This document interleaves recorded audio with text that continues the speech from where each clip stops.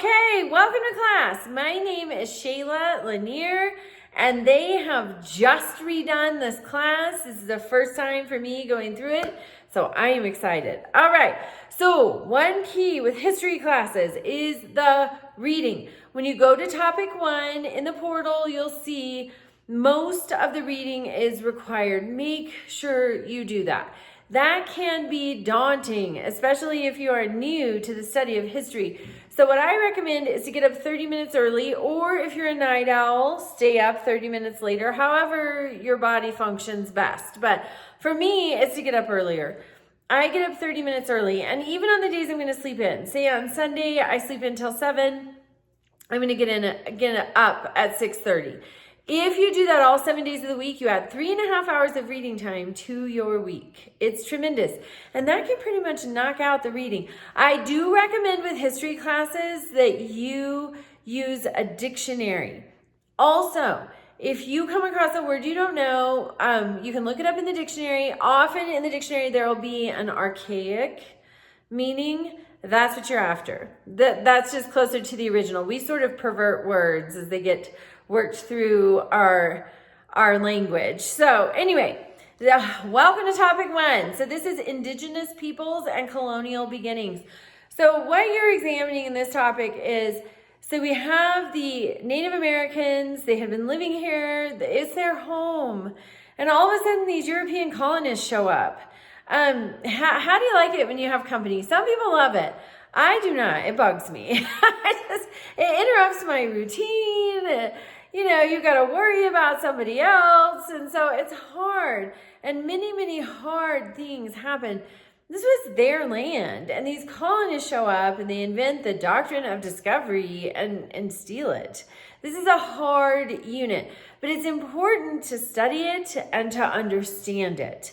So even though it's hard, stick with it, study it so you can understand it, because as you do, you can make your today better and your tomorrow even better.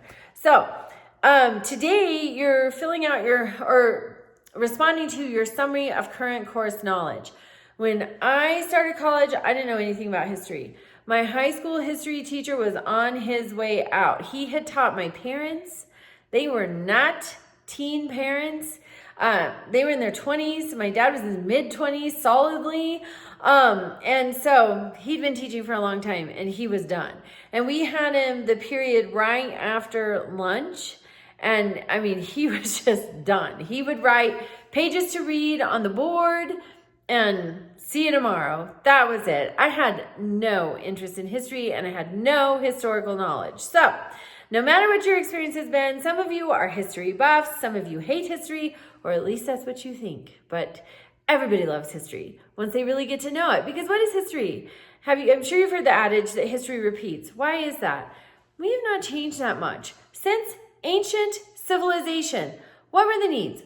All of the ancient civilizations sprang up around fresh water sources, the Tigris and the Euphrates rivers, the Nile River, fresh water sources. And why is that? It's because we need water. Do you know where your water comes from? That water coming out of your faucet? Call your utility company and find out, because it comes from a river somewhere that flows to a reservoir and then comes to you. So we have those same basic needs: water, food, shelter, covering, clothes. Also, we have same basic drivers. Why are you in school? You want to better your life. And that's awesome. That is definitely on the path to accomplishing that goal. You want a different job. We need money. And then what things drive us? Love. Maybe you have a family you love, you want to provide for. Maybe your parents are so proud of you because you're in college. Whatever it is, love is a powerful motivator. Has been from the beginning of humans. Greed, jealousy, these are all powerful emotions that we feel, that we have been feeling since the beginning of recorded history. So we have not changed that much. President Harry Truman was the president and at the end of World War II, and he said the only thing new in the world is the history you do not know. And he's right. And that's why it's important to study it, even the hard parts. And some of the topics in this class, they're hard. Man's inhumanity to man. It's hard. It's painful. It is sad. But it's important that we study it so that we can recognize positive characteristics and perpetuate those, and we can recognize negative characteristics and cut them off before they lead to some of the tragic events that we see in the past. So that's the plug. Do the reading, all of the required reading. There's always some optional reading, but all of the required reading is going to help you be successful in the discussions, and it's going to help you be successful with the assignments, and it's going to help you be successful with the quiz. The assignments and the quiz are always due on Sundays. I really recommend you get all of that reading done before you sit down to throw your assignment together and to do the quiz. And not that you throw your assignment together, but hopefully I suggest today you look at the assignment, and then as you're doing the reading this week, you can make notes. That's what I do when I take a class like this. I make notes, and then I can copy and paste from my own notes when it's time to put the assignment together. So that's what I mean by throw it together. All right, so today, your summary of current course knowledge. Wednesday, your introduction and your first response. So you're looking at trade with the Europeans. The Native Americans had something that the Europeans did not, and that was local farming knowledge. No matter where you are, there's a farming area somewhere near you, maybe an hour drive out of town or something. Everywhere you go, all farming areas are not created equal.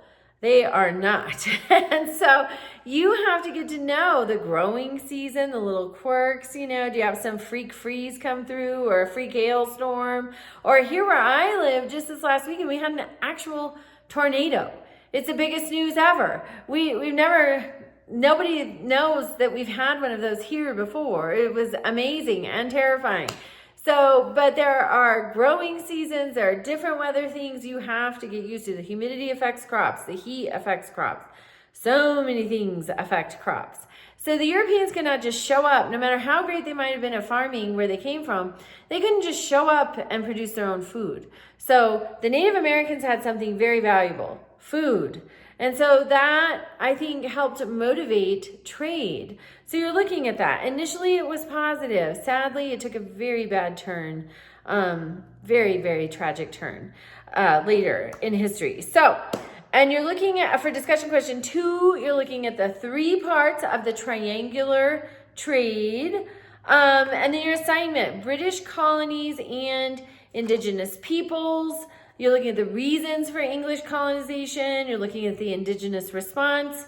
Make sure, check out those minimum word counts. Check out the source requirements. Look at the rubric. Read the directions for that assignment. So those are my tips. I promise going forward, the videos will be fewer than 5 minutes. I'll hop off now. Reach out with questions, and I'm excited to see you and read about your introductions.